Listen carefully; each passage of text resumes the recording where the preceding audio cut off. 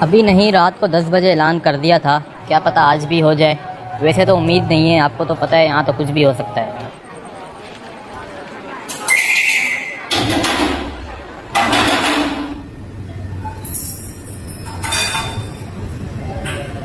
ابا کدھر ہیں آپ؟ دروازہ تو کھول دیں۔ بیٹا 60 سال کا بڈھا ہوں، ٹائم لگتا ہے آنے میں، اشر بھی واش روم میں۔ جب آپ کے پاس چابی ہے تو کیوں تکلیف دیتے ہو دوسروں کو؟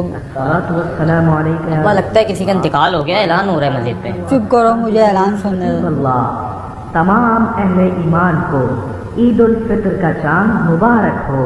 بیٹا کسی کا انتقال نہیں ہوا بلکہ عید کا چاند نظر آئے گیا، عید مبارک ہو۔ ابا یہ کیسے ہو سکتا ہے عید کا چاند؟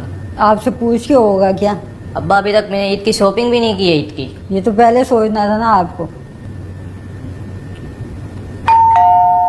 کون ہے؟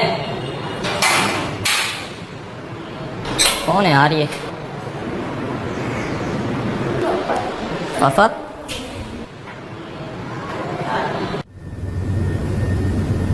بات سنو، اس بار میرے ساتھ وہ مت کرنا جو ہر سال تم میرے ساتھ کرتے ہو۔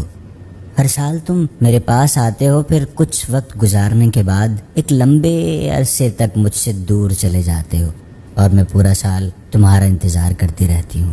تم مجھ پر پیسہ خرچ کرتے ہو تاکہ میں بنوں سنوروں، لیکن کیا تم نہیں جانتے کہ میری اصل خوشی، میری راحت بناؤ سنگار سے نہیں بلکہ تم سے ہے؟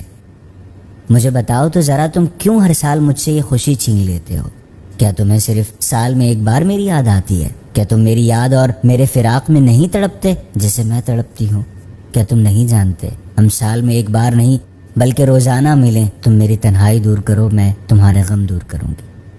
آخر میں بس یہی کہوں گی، اس بار بے وفائی مت کرنا، اس بار مجھے تنہا نہ چھوڑنا۔